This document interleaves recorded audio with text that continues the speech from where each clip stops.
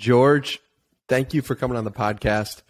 I was going through my Instagram followers, and the reason why you're here is because I'm looking and there's only 280 people, but you're one of them.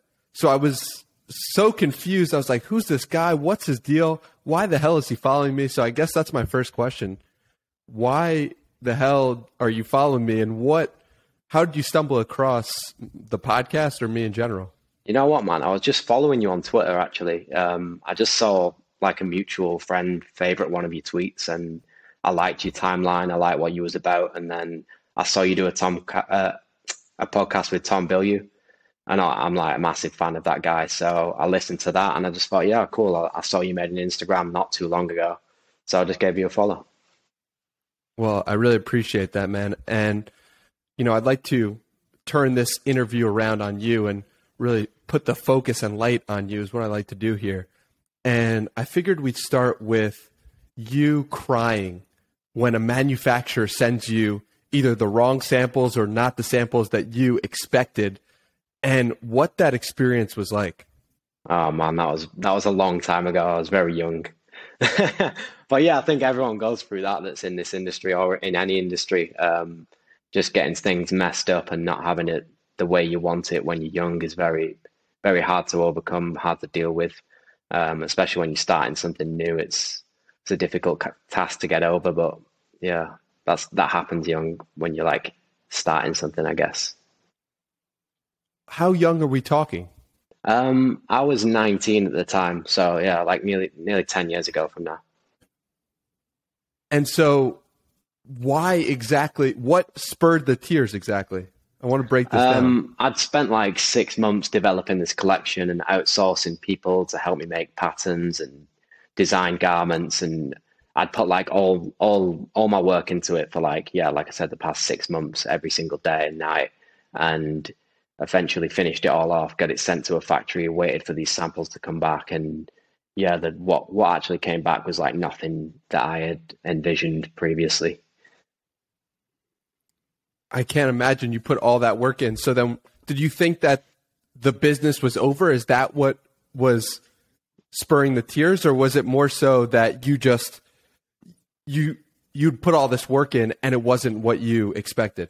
I guess it was both. I mean, I was at the start of my business, so it was it's like there was no cash, there was nothing coming in. We were trying to make things that were for the future, and we had nothing in the present. So like everything was building up to try and have that thing that we thought we could get to at that time, and it just didn't arrive right. And I guess that's what just caused it. Yeah, man. I can only imagine. And from what I understand of doing research, you were doing this represent for 3 years before your brother comes in. And take me through those first 3 years. What were those years like, and how would you describe them looking back? Dude, I can't even remember like last month. But yeah, I was doing it like whilst I was in university. So like I was just working in the mornings and late at night at it, just looking for suppliers. All I'd do every day is just search for suppliers. And then in the morning before I'd get to university, I'd drop my orders off there that I'd have to like hand print, hand stitch labels in, package myself, take to the post office, stand in a queue and get them posted off before work. So yeah, it was quite a strange time. There was not much design involved and not much teamwork involved. It was just like anything when you're starting off and you're a one man army. It was do you know what, actually, it was pretty easy. It was pretty chilled. Looking back, are you that same person? No, man, I feel like I change who I am a lot. And like every year I'm growing. I've been through a lot of different times in my life, and I'm at a good time now. So yeah, I'm definitely a different person. How so? Just with everything, dude. My mindset, the way I see life, the way I see my brand, the way I see other people, how I treat other people, how I treat myself, and what I'm into, what I do, everything. Okay, so let's break that down. What was the impetus for the change, do you think? I think it's just like growing up. Like I've made this brand whilst I was growing up. I didn't make it at like the age that I'm at now, where I'm in my late 20s. I made it as what I'd say is like a kid, age 19. Like I've been through my whole 20s with this brand, so there's been a lot of change during that time. And how have you managed to stick with one thing while changing? That's always been a really difficult thing for me. It's like I'll change as a person and then I'll forget what I did and just say, I don't want to go down that path anymore. But you've managed to change and stay. And I think that's powerful. How have you managed to do that? I guess it's because the brand that I made was for myself, and it was what I want to wear, what my brother wants to wear, what our friends want to wear, and I do it with my friends. So I guess as we grew together, so did the collection, so did the fashion side of the brand, so did everything within the brand. So it's kind of like a story of what our lives is. Like if you look, like we made a book this year about like looking back at the brand in the last 10 years, and it's just like the growth in year to year is just crazy. So like that's why I enjoy it. That's why I do what I do, and it's like a story rather than a brand. Yeah, that's a beautiful way to put it. So take us through the growth you would imagine from the past year and a half.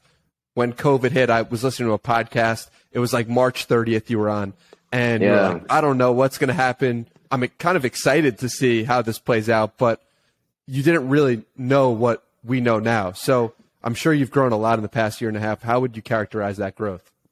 It was so strange. Like we had to make a lot of really big decisions at that time, and we were just coming out of like making our best collection and booking the most value that we booked in wholesale at the time, and then all stores shut down, everyone canceled their orders. So we just backed ourselves to really turn our brand into like more of a consumer based direct to consumer brand, and focus on the online and just try and use our factories efficiently whilst things were shutting down and factories were shutting down and like warehouses were shutting down. So we were just in and out of different things, doing little bits here and there, and using different suppliers here and there to just try and get bits of product in and do these mini releases that actually caused a massive stir with the brand, and it really elevated us to like another level, and it kind of opened up our minds and realized what the opportunity was that we had already with inside the brand and like customer base we'd already built up. So we just focused on that, and we're still focused on that, and it's absolutely crazy. I mean, since then, the brand's grown like 4 times what it was. Wow. And what do you think the biggest lever is that you pulled to make that happen? I think it's being reactive and proactive, and just making things happen, like making decisions on the spot, not thinking 6 months in advance or this collection that's coming out 12 months in advance. It's actually more about what you're doing day to day, if you understand. Yeah, absolutely. You know, someone asked you a question on another podcast, like, where do you see yourself in 5 years? And it's like, how could you possibly answer that, you know? Because dude, I don't know. It's just, I don't know where I'll be in 6 months. Yeah, like where I'm at now is what I imagined I'd be at in 5 or 6 years last year. So it's like, I don't know what I'll be in 5 years, but I always try to like think and decide on things like how I would see myself do in 10 years time, if you know what I mean. Like when I'm having to make a crucial decision or deciding on whatever it may be, I always think like, right, what is the George Heaton of 2030 thinking right now? What would his decision be? Because he's 10 years from me now. And when I was back 10 years from where I am now, if I would have thought like I do now, I would have got to places a lot quicker than what I have done. So George Heaton of 2030, what type of mentality and mindset does that person have? Like what it is now, really, man. Like I'm at a place where like I enjoy the way I think, and I enjoy the way I work and the way I work out and the way life is going. So it's just like an elevated version of exactly what I do now. Yeah, you've talked a lot about your mindset so far, and I want to dive into probably a reason why your mindset is the way it is with 75 Hard. How'd you get started with that program? I saw you doing that, actually. Yeah, I've done it. I'm on it for my 3rd time right now. Right, so, nice. Yeah, dude, to be honest, my life. Yeah, I did the first phase like 3 times. I did it in 2019 when I started following Andy and the program, and I got cut off on day 68 because I flew to Los Angeles and there was no food on the flight. There was no electric on the flight. The flight got delayed like 4 hours, and then I finally got there and my fucking baggage all got lost on the flight. So I was like, it was a bad day. I went and then we got like a Chick-fil-A or some shit. I can't remember. And I stopped it just like 6 days before the end. So I did it again when I got home, and then I did it again on the day of lockdown. So as soon as lockdown started, I was like, right, I'm going doing this. Try and stay focused, stay at home, like stay just working, man. And I kind of once I got to like day 30 and like it was very repetitive and very consistent in a good way. I was like, right, I'm not gonna stop this. So I kind of carried it on through the whole year, and I have done this year again. I started it again in January the 1st, completed it 75 days later, went straight on to phase one, then phase two. So I'm doing phase two now, but it is like my life now. Like the tick list that's on there, I do anyway. I don't need to tick it off now because it's become habit. What's the biggest change you've noticed being on the program versus not? Damn, I have to think back quite a while. I guess, do you know what? I guess it's like I don't have that fear of missing out anymore. I don't care about like what's going on outside of my little realm and my little ecosystem that I've made. Like I used to always care about going places, flying away and doing trips and whatever. And now it's just like full focus, full steam ahead. Like I've got goals that I want to achieve faster than what I thought is possible. So I'll literally work every single day at that goal until it gets hit and then do another goal. So I guess it's a never ending like growth mindset. Mm. And have you noticed the success of the brand has increased as you've done 75 Hard? Yeah, 100%. Like I said earlier, like since COVID happened, we changed a lot, and my ability to do that was a lot down to 75 Hard. So yeah, I'll put that up there and say that helped. How many employees do you currently have for Represent? I have 25 in the UK and 3 in Milan currently, so 28, yeah. So are you telling them like, hey, I'm doing 75 Hard, it changed my life, I suggest you to do it? Or how do you go about leading from that perspective? I mean, yeah, I tell them and they know about it, and like obviously they'll watch my stories and stuff, and I talk to them about it and work. And I guess I would never tell anyone to go and do something. I'd always recommend it, but I try to give off the leadership aura of like being disciplined and being able to like do things that I need to do to get to where I want to go, because like as a leader, you have influence on all of your staff. Every leader should do. And for me to be of influence and to actually I don't know how to say it. Like I'm not only doing it for myself, I'm doing it for them as well. Because every action you take gets rippled out through the employees, through the company in some way. Yeah, exactly. And like the mood of a CEO is the mood of the company, and that's like I guess it runs across everything. One thing I've heard you mention on other podcasts is that you make sure that you're in the office first and the last one to leave. Was that just a natural thing for you because of your dad? Where did that come from, that idea of like, I'm just going to work the longest hours? And that's definitely through my parents and my grandparents. Like growing up, they would drop me off at school and they wouldn't be home till 8 p.m. every night because they'd be working. And then I'd like go to work with them on the weekends and see what they actually did and how they did it. And I guess that just stuck with me as I started my brand. And it's not like something that I'd ever brag about or think it's such a great thing to do at all. I think it's just, that's the way I am. And like I said, I've got a lot of things that I want to get to. So it requires most of my life. Yeah. So let's go back to cleaning the school buses with your dad as a young lad. What was that experience like? Horrible. Used to hate it. I used like my dad being in like vehicle trade. Like he always thought that we would follow his footsteps because it was like my grandparents, then my dad, then us, and we'd go and it just wasn't right for us. Like that was when I understood that I have a creative mind and I need to create to be able to enjoy my life, and that wasn't enjoyable at all. I liked the buying and selling of it, but like again, it wasn't something I was interested in. So it was tough to kind of break away from that. But because I'd been making this brand and I had this like thing going in the background there, like my parents accepted that and let me just run ahead with it. You know, you've created this international brand, and from talking to people in the UK, it seems like that there's a bit of a small town mindset where it's like you stay in the small town, you do this.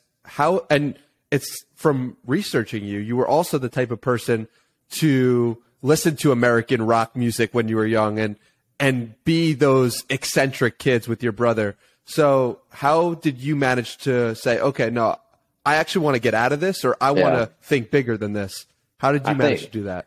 I think my brother was slightly older than me, so he kind of led the way on like what we were into. And my parents were lucky enough to take us on a lot of holidays. So we'd go to like Florida and Disneyland and stuff like that when we were kids. And we'd get to see a bit of the world, man. And that really opened up my eyes, because everyone who was like my friends that were back home never got to see that and never got to understand different cultures and different, just everything was different. So like we'd come back from a trip to Florida, we'd be wearing like NBA jerseys and our caps backwards, and then we'd be like growing our hair and skating, and it just wasn't that at all where I'm from.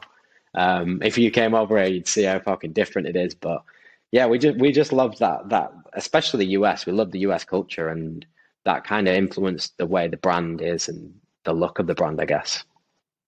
What did the people around you say when you come back in basketball jerseys and being who you are?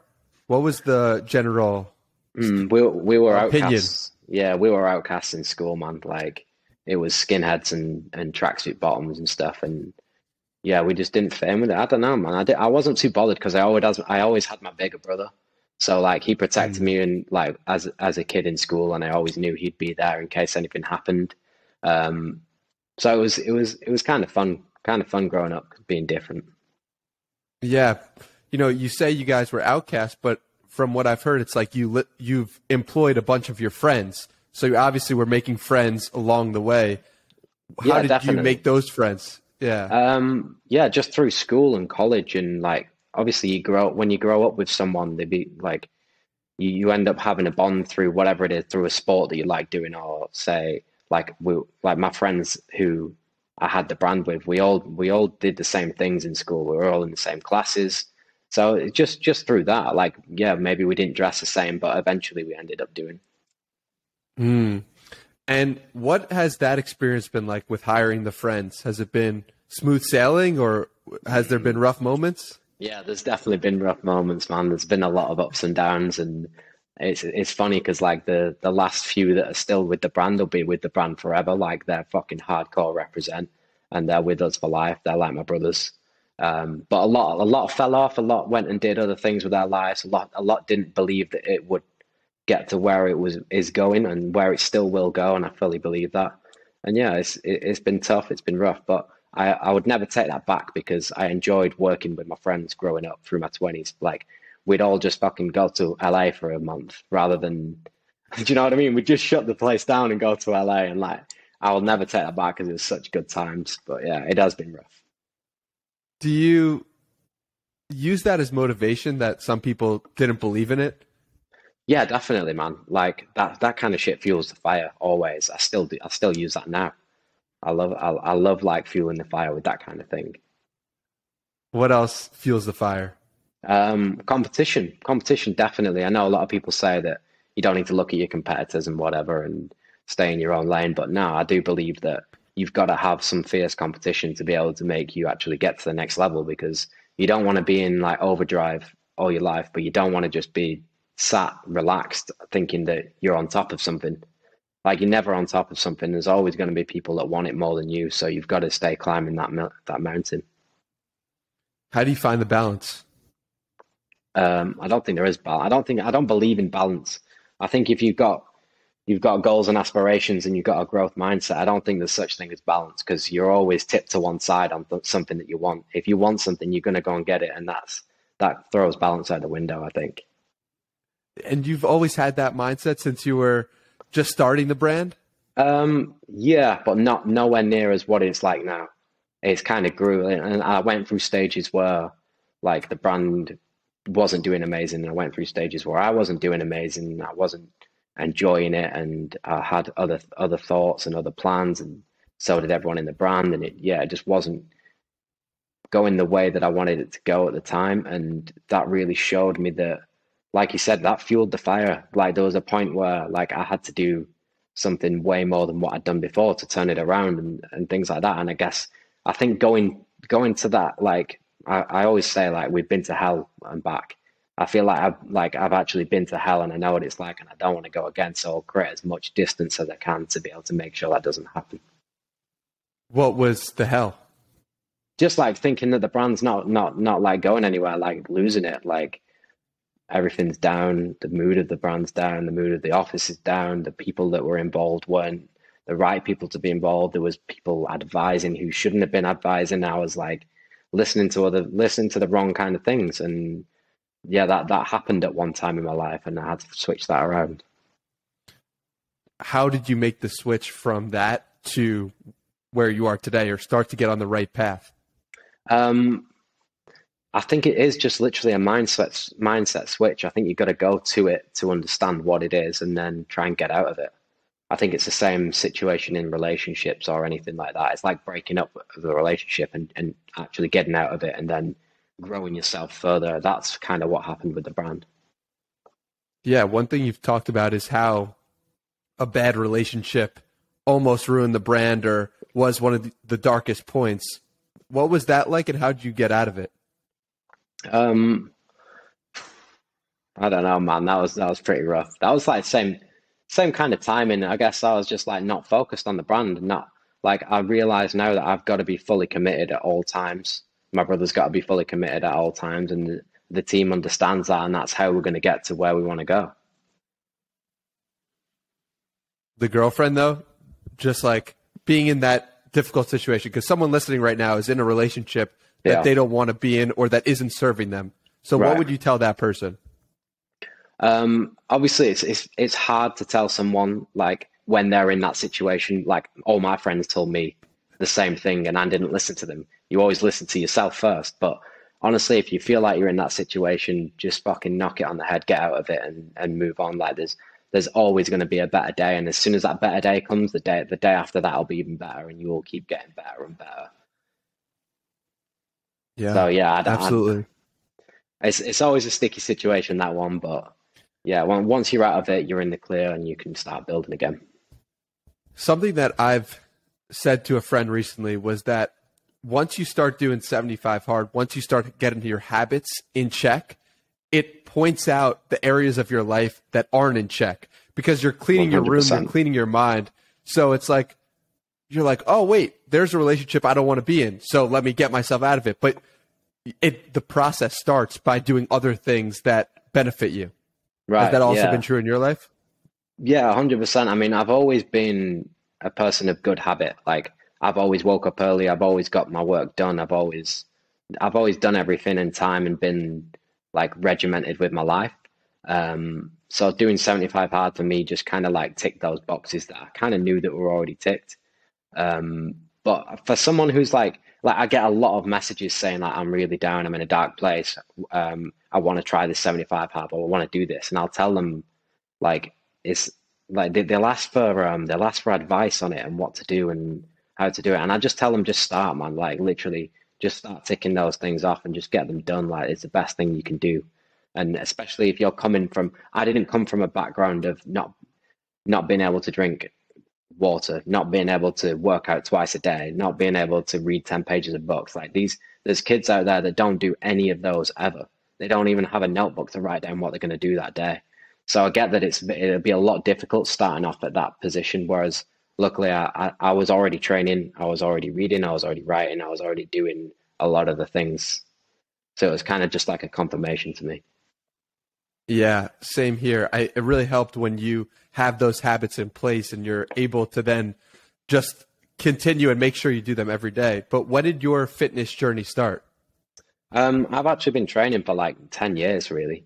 I started when I started the brand. Like I was really overweight as a kid and as a teenager. And I started going to the gym and I ended up losing a lot of weight going through that whole thing. So I'd already been through it and like I'd learned how to restrict myself, and then I kind of let it go a lot. And I was like in my early 20s, mid 20s, I was kind of like bulky. Like I'd train, but I'd also eat a lot and use the eating as an excuse, use the training as an excuse to eat. So Yep. I never loved like the way I looked. I always hated the way I looked. I always tried to like make myself look smaller than what I was. Um, and then yeah, same thing when I went like that whole time period where I felt like my brand wasn't doing well and I'd split up with my ex-girlfriend and like I wanted to change. That whole thing just happened all at the same time. Like I thought, all right, I need to get into running. I need to get into a different type of training. I need to fucking go and run a marathon. I need to get to this pain. I need to put myself through this pain within the business, within relationships, and within my fitness journey. And like just learning how to be mentally tough and like resistant to food and stuff like that. That was all like in the same time period. So everything like worked out with the brand. What did running a marathon teach you?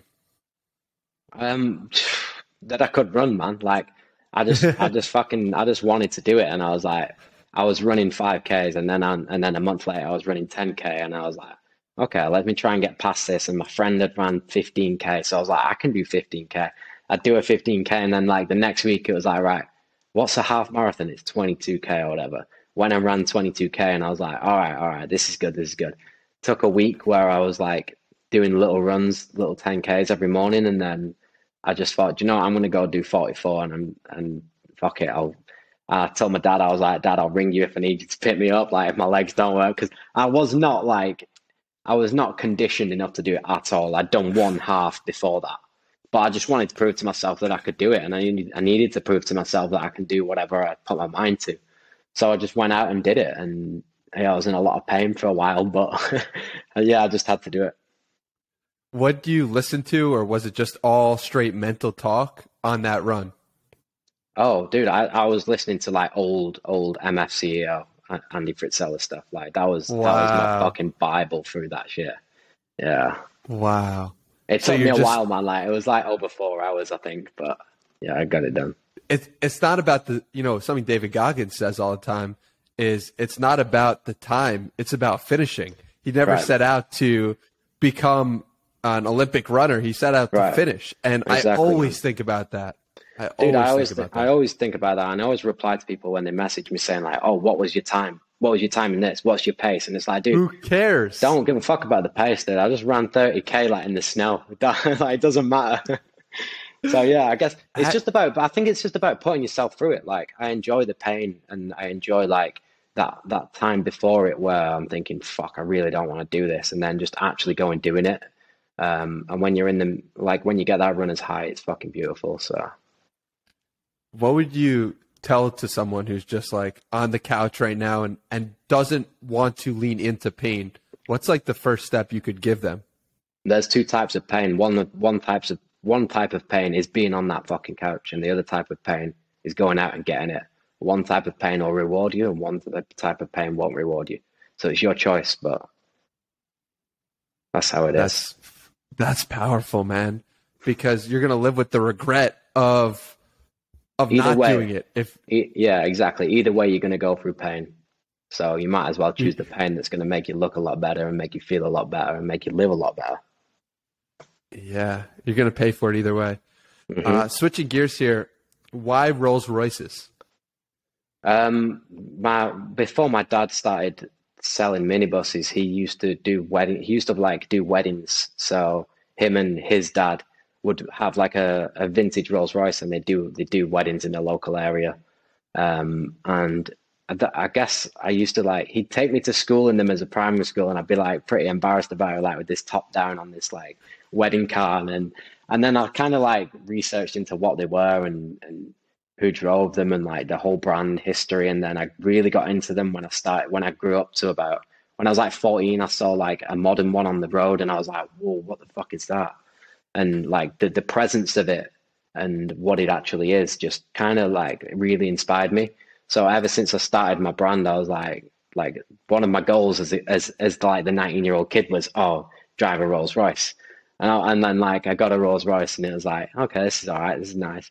And then I got another one, and then I ended up buying my granddad one, and sadly he passed away. But then I ended up getting the Wraith not recently actually. I've had it quite a while, but there's just something about them. Like driving that thing to me is what I've drove every car under the sun. Like I love cars. Like it's in my family, but there's nothing like getting in a Rolls Royce. It's just it makes you feel like do you know when people say you get that 1 week or however long it is, that 1 month of like really enjoying something when you buy a car or you buy a house or whatever it is, like that honeymoon period. I guess that just never leaves with that type of car with me. That's amazing that you found your thing that like that. And what's it like? You know, you're talking about buying several cars before the age of 30. You know, a lot of people go their whole lives and never buy 3 Rolls Royces. What's that experience like of being successful while you're young, and how have you managed to stay humble throughout that process? I think you've just got to believe you're never successful. I think like whatever level you get to, you never like the growth mindset is to understand there is still a lot more to go. And that's the same with me. Like they're only cars, dude. There's people out there a million miles away from us that like in terms of wealth and success and that type of thing. Like to me, they're like a car is a byproduct of something that you do and something that you enjoy. But I do believe that you've got to set them goals, especially when you're young. Like having a car on your like picture board of what you want to see, what you want to drive in a few years. It's always good to do, man. And now it seems like you have the goal of buying that $35 million Tim McGraw Island. Dude, how sick is that? It's wild. Why did that just like grab you in that way? Because I was trying to find a collection name for like this summer capsule that we did, and obviously I'm big into Rolls Royce, and I like the word angel, and I use angels a lot in my graphics, and I was typing like islands named angels, and it came up that his island was for sale, and it's called the Isle of Angels in like French, and I was like, yeah, this is cool, I'll use this word. And then I looked into the island, and I was like, dude, this is me in 10 years. Like, I want that. I believe it. Yeah, I 100%. believe it, man. So yeah, you don't know about it. If that comes up for sale and I'm in my 40s or 50s and have kids by then and a family, then I would love to get that. Yeah. Is that on the agenda for the George Heaton life? It's family, kids. Is that like where you think your life is going? No, do you know what? Don't think about it. Like all my friends have had kids and they're all in deep relationships, and I'm the only one that isn't. And like, I guess younger that was kind of tough, but like I want to be on my own, especially until I'm done with this brand or until I can slightly relax off a bit. Like I don't have time to give my time to someone else, so it'd be unfair to me to go and get in relationships or mess around with girls, and like it messes people's lives up and it wastes a lot of time. So I don't want to do that at this moment in my life, because I know I'm not going to be present with that person. So like I don't bother with it. Maybe when I'm in, I don't know, dude. I don't think about it. Maybe 40s, yeah. I think about Matthew McConaughey who got married when he was 40. So yeah, maybe similar situation. Yeah, exactly, man. Like everyone's different, right? Some people get married when they're 18. Some get married when they're 45. Like I just don't want to be one of them old guys with a young girl, though. Nah. I mean, for anyone who's listening and is like, what is this guy talking about? You tweeted, wake up, work on body, work on brand, work on self, sleep. And I'm sure just repeat over and over and over again. Yes. And that's the mindset, right? That's literally what it's been, dude. Since that first day of lockdown last March, like that's all I've done. That's literally all I've done. I work out, I work on the brand, and then I'll read, I'll listen to your podcast, I'll listen to everyone's podcast, I'll get as much information as I can, and then I'll sleep, and I'll do it again every single day. And it's like, who could you be if you actually did that, right? Like for anyone listening, it's like that is like you are trying to achieve or growing to achieve a peak version of yourself. Exactly. Is that dude. right? And, yeah. And you understand it when you come into conversation with someone, or you hear something, or you're talking to someone, or something's happening, and you can use that experience and things that you're learning, things that you're listening to, and like these other situations that people talk about on podcasts or in books. Like it's just gathering that information and being able to use it in your everyday life is like what I get out of this the most.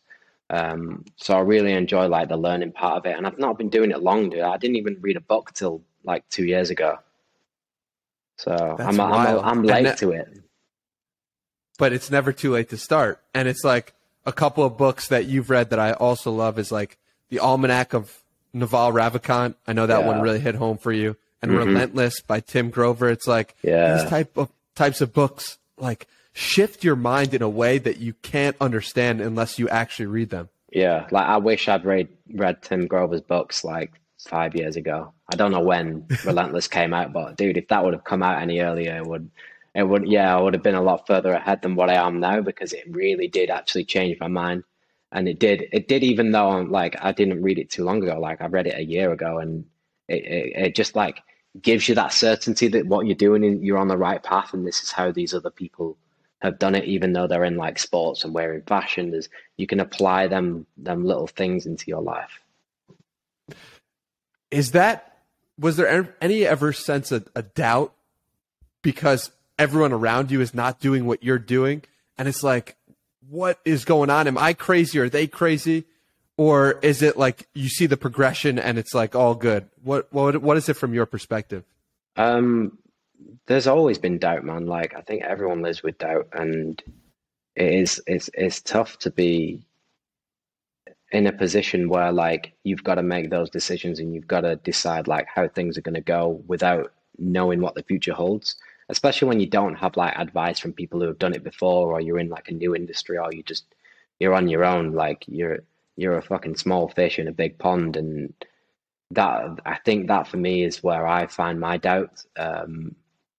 But at the same time, like I'm confident as well. Like, I have confidence in the brand, I have confidence in my team, and I have confidence that what we're doing is the right thing. So that massively outweighs the doubt, 100%.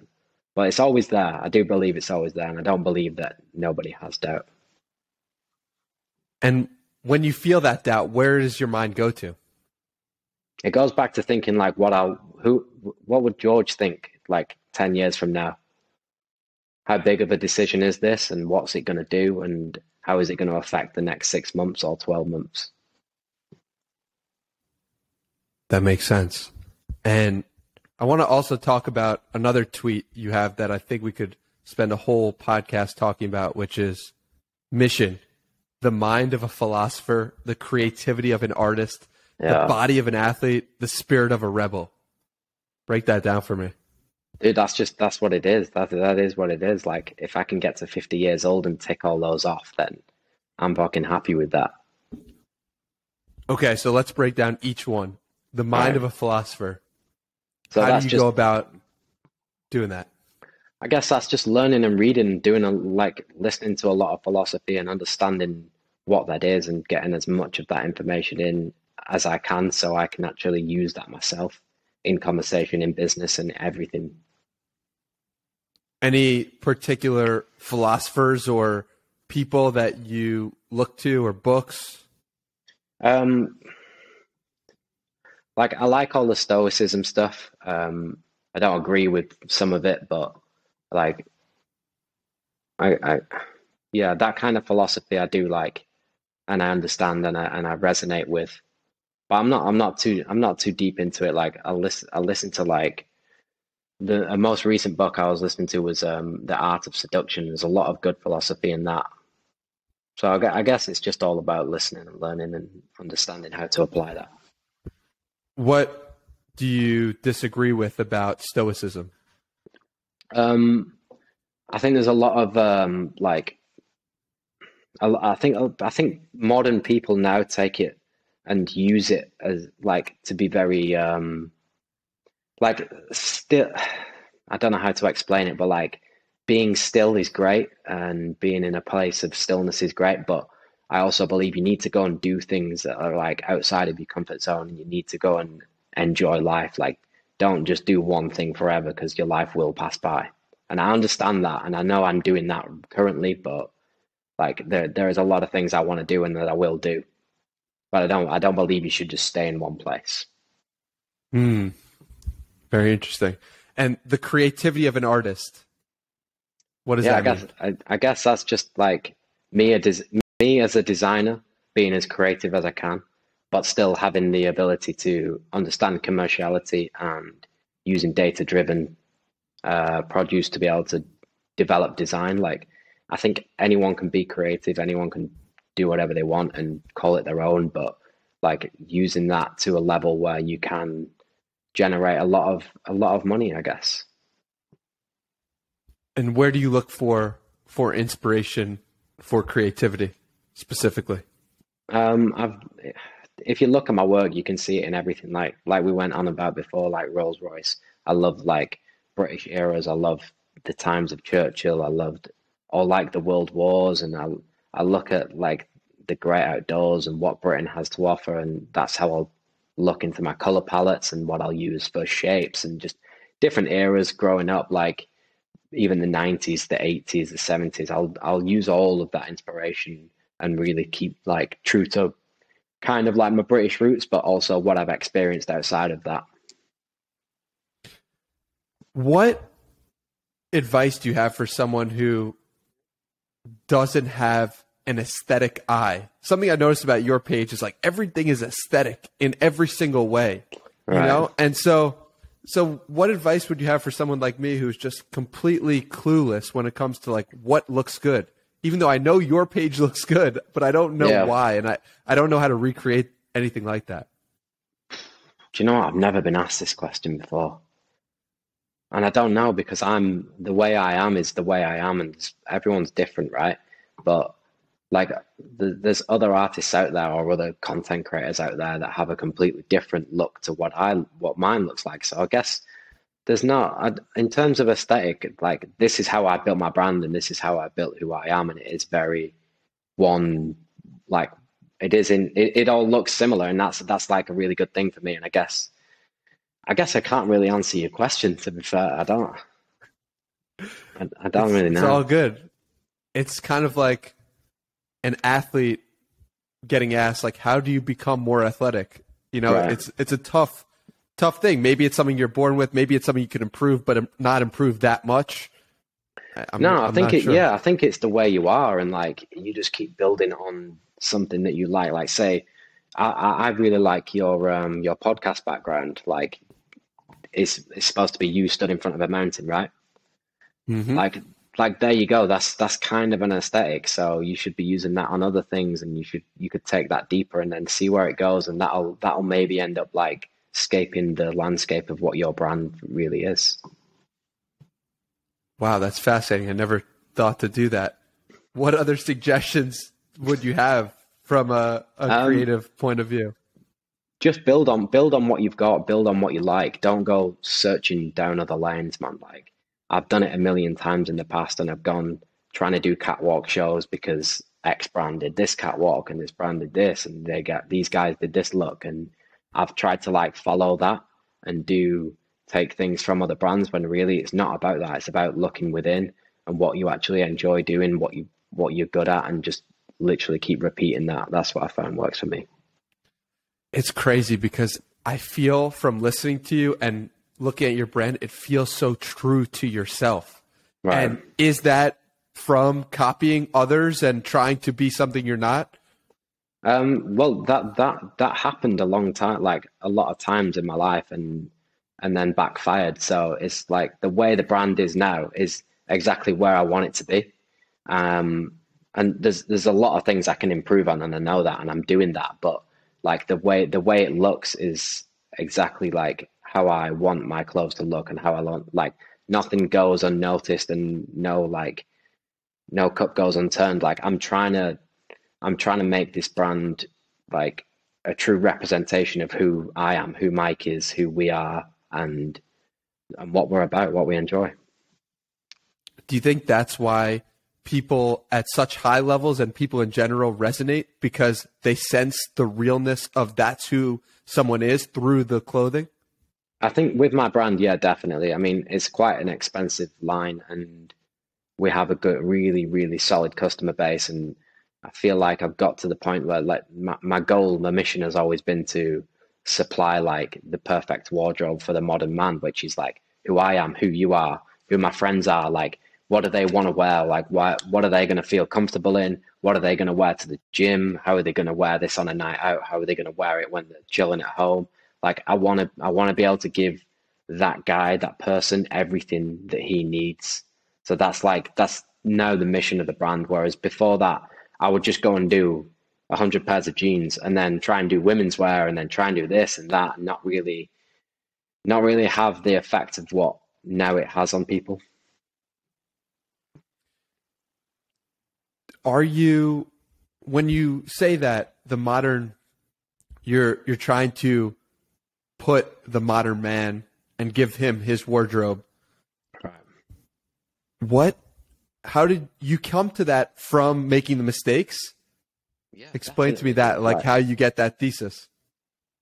Look, I've always wanted to make, like I've always said it in press articles and stuff like that. I've always wanted to make what I want to wear. But like when you're frustrated and when you're going down the wrong paths or you're doing the wrong things, like it can all like snowball and you can go and make decisions and do random things that just don't work for you and that you actually wouldn't want to wear. So I kind of brought all that back into myself and thought like me and my team sat down for a long time, like months on end, and just thrashed it out and just thought like, right, how are we going to do this? What are we going to do? Like we need to agree that every single piece that comes in here, there is an occasion for it. There is nothing in the market that's like it, and we're the best at it. And that is, I guess, what the brand ethos is and how we're getting there. But we're not there yet. Like there's not a full wardrobe yet. Like the 247 collection only started this year, and that's got to grow a lot. And yeah, there's a lot of things to do. What's been your best idea from the brand? Me personally was the 247 pant. So I launched that like late last year, early this year, and it's now the best selling product by thousands and thousands of units, or like within the brand's lifetime. And that just came about from, there was a pant that we did really well called a military pant that was like had cargo pockets on it, had like a nice Velcro opening at the bottom, and it was like really luxury, had a good shape, but it wasn't functional. And I wanted to make a pant that was like way more functional and that you could actually just wear all day, every day. And you could wear it to the gym, you could wear it for running, you could wear it to work. It still looked smart. It didn't have logos plastered all over it. It didn't have stupid details on it. And it was just like understated, but you could tell it was represent. And it took a long time to develop. Like it took like 8 months and 2 different factories to get right. And then like I put all my bets on this. Like this was like my thing. Like me and Mike designed separately and differently, and like this was like my first like thing that I thought, all right, this is gonna blow. And we put it out there, and it absolutely blew. And I was like, yes, all right, I'm onto something now. And every guy I know wears them. My dad wears them. My fucking sister's boyfriend wears them. Then my sister will wear them. My mum will wear them. Then everyone in the office will wear them. And it's just like, I'll walk into a shop and like 5 of the guys in there will have them on. And it's just like, whoa, this pants really actually become something. It's wild when something goes from in your head to being able to see it in the physical world with other people. But how do you go about creating that experience again? How do you have your best idea or create the conditions that made your best idea occur? How do you do that another time? Do you know what? This is where I'm in a predicament with now. I don't think it necessarily happens too often, but I think once it's happened, you can then expand on it. Like you can expand on it, you can do it better. There's always room to do things better, right? So for me, at this point now with that pant, it's all about creating a collection around that pant and the purpose that it serves and who's wearing it and what it's going to do in the future and how we can just adjust and refine that thing. It's really interesting. So let's get back to the tweet we were talking about. The body of an athlete, the body of an athlete. What does that look like for George Heaton? To me, that's like, that's athletic shape, like good muscle mass, low body fat, but not big enough to where clothes don't look right. Like I make sure I'm at a level now that I like my body where it fits me. I'm my own fit model. So when we do fittings in work and all the garment techs and designers are around, I'm going to be the model for that because I want the clothes to fit me perfectly because this brand is for me and for who I want to wear the brand. So I'll use myself as that. So to have the body of like an athlete is, I guess it's the ultimate goal. It's so interesting because I never thought that you would pay so much attention and detail to how your body looked, because you said at one point you were too skinny when you were running, at one point you were too big, and now you found this perfect weight or the ideal weight that you'd like to be by using CrossFit as a way to have muscle mass but also have endurance and look the way you want to look. Yeah, exactly, man. I found like the perfect formula for myself, or what I think is the perfect formula, and I'm still chipping away at that, and there's still room for growth there. But like just knowing like the width of my neck or the width of my arm or my waist and using that for like fit references is just perfect. So I know that like this neck is going to fit like this on me, but it's also going to fit like this on a guy that's 4 inches shorter than me and 10 kg heavier than me, and just understanding that through my own perspective. I guess that's just like the right fit model that I want. The way you break that down and analyze it reminds me of how LeBron James would go about analyzing a basketball game. The level of detail you're using makes to the level of knowing your body and knowing the proportions. Maybe it's obvious. Maybe every designer is doing that, but it seems extraordinary to me. Yeah, no, I think there's elements of that in every brand and every designer, and I know people will, like, we used to get fit models in, and the guys would be like, your average model is 6'2" and fucking nearly 60 kg, and it's like, yeah, but that doesn't represent most people and who you want to wear the brand. So like, if this neck is really loose on him, then it's gonna be even loose on a guy that's 5'5" and 60 kg, but it's not gonna look right on a guy that's. So I think it's about finding that perfect medium. And how did you manage to get to that point of wanting to focus on the details? It seems like you've always been a detail-oriented person. Is that just genetic, you think? Because I know you're, yeah. More recently, I'm a lot focused on it than I was previously. I think like me and Mike are very different in that sense, whereas I'm always about trying to get things done and things out the door, and he's very meticulous, very detailed, very gets everything like absolutely perfect. So I've kind of taken that from him over the past like year or two. Yeah. Is there an example that pops to mind? Yeah, definitely. Like the guy will spend a full week on one graphic design and like a centimeter difference on where like a placement on a print will fit. Whereas usually I'd just be like, yeah, put it on the chest, let's move on. But he has to the guy works in millimeters, so that rubs off on me now, and I'm a lot better at that. But I'll never be at his level because that's his that's his thing.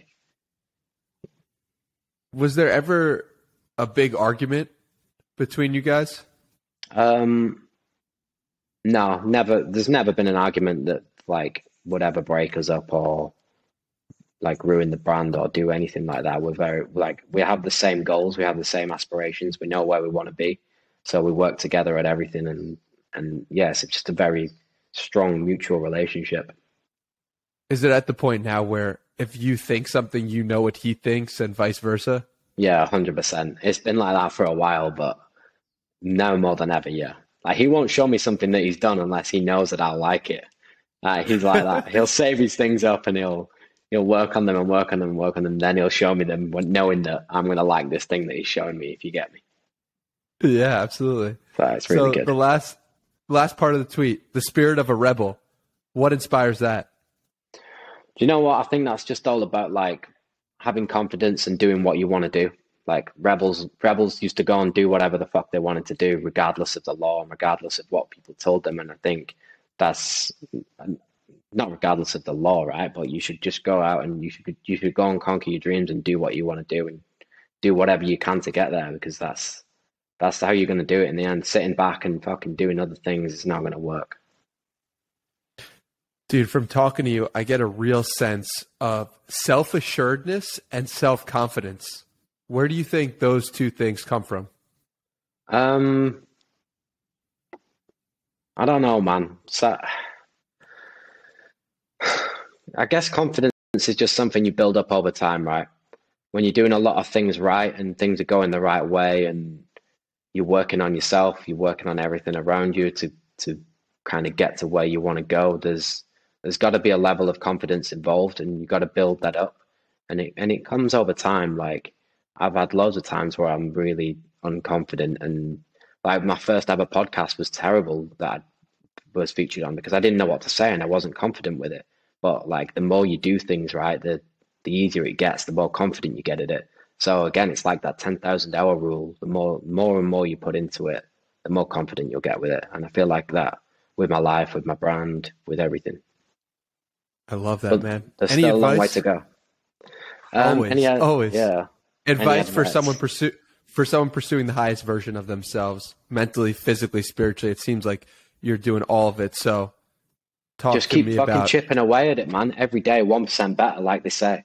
Like if you can do one thing better than you did yesterday, or one more thing added onto that tick list, then you're getting better, dude. So always just one more thing. I absolutely love it. Couldn't agree more. Where can people find you and connect with you further? My Instagram is at George Heaton. The brand is at Represent Glow, and it's the same on Twitter and Facebook and stuff like that. Follow this man for some real aesthetics. I really appreciate you coming on, George. Thank you very much, man. Appreciate it. Good chat.